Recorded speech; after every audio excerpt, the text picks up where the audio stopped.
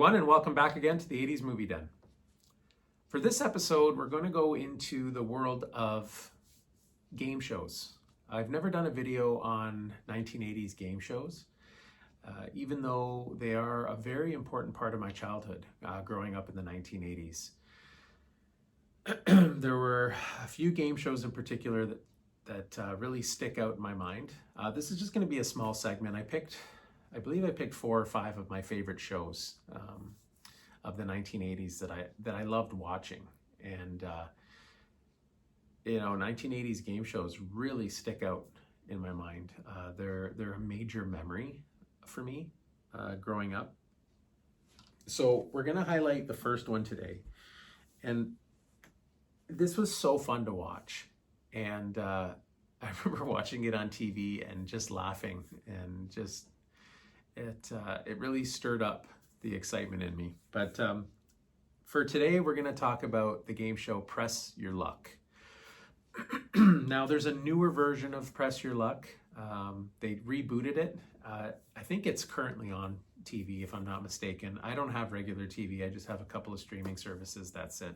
And I spend a lot of my time watching YouTube. So when I do watch Press Your Luck, it's old episodes. And if you're looking for some old game shows from the 1980s, go on YouTube. You'll find pretty much anything you're looking for as far as game shows goes. And it brings back a lot of memories. But Press Your Luck was so much fun to watch. It started September 19th of 1983, and it lasted 4 years. Peter Tamarkin was the host, and Rod Roddy was the announcer. If you're familiar with game shows at all of the 1980s, you will know that Rod Roddy was also the voice for The Price is Right. Rod Roddy called down the contestants. A lot of times, Rod Roddy also described some of the items that contestants were playing for.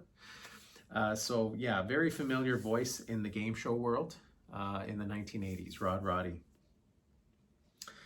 But yeah, I remember watching Press Your Luck as a kid, and the contestants, no whammies, right? They'd hit the button, and then the little bugger would come out, and every time the whammy would come out, it would do something different, which was hilarious. Like it would crawl along the screen, and it would it would ignite dynamite. Or it would be like using a jackhammer or something. I don't know. I don't remember exactly everything that it would do, but they were hilarious. And as much as, I didn't want to see them, it was an absolute kick seeing them as a little kid. And it was a very exciting game show. I remember it was very loud. It was very chaotic. It was sensory overload for a 5-year-old, because 1983, I would have been 5. But the noises, the dinging, the sounds, the lights, the fans, the contestants, it was nuts. It was just chaotic. But it was so much fun to watch. Later on, it was discovered that there was a contestant on the show by the name of Michael Larson.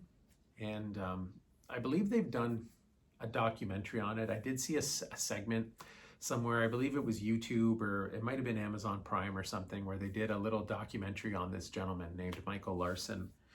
In 1984, he was on one of the episodes of Press Your Luck, and you might be able to see it on YouTube, if I'm not mistaken. Check it out if you're interested. He broke the record. He won $110,000 on the show, and some people were saying that he was the luckiest man alive. It was just his lucky day, that kind of thing. It was later discovered that Michael Larson, I don't know what he did for a living, but what he did was he memorized the pattern of the lighting system on the game board. And so, he would count the pattern, and then he'd hit the button, and he'd always end up on a large prize. very rarely would he get a whammy. And I think, to be quite honest, the whammy that he would get, he would just do it on purpose to cover up the fact that he had this game board memorized. He had the pattern memorized. And so every once in a while he would, hit a whammy or, hit a low number to make it seem like it was just a natural thing. But he knew all along what he was doing. And it was a big scandal. They were going to take him to court. They were going to sue him. All kinds of stuff was going on. But they really couldn't do anything because he really didn't do anything wrong. I guess you could say he cheated, but not really. All he did was put the work in to memorize the pattern on the game board. To me, that's not really, to me, that's smart. But yeah, check him out, Michael Larson. They, at one point they were looking for him. They were going to do an investigation. Unfortunately, at the young age of 49, he passed away. They found out he passed away from throat cancer at 49. But he will forever remain, a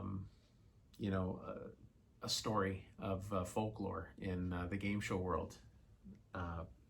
It's unbelievable when you watch it.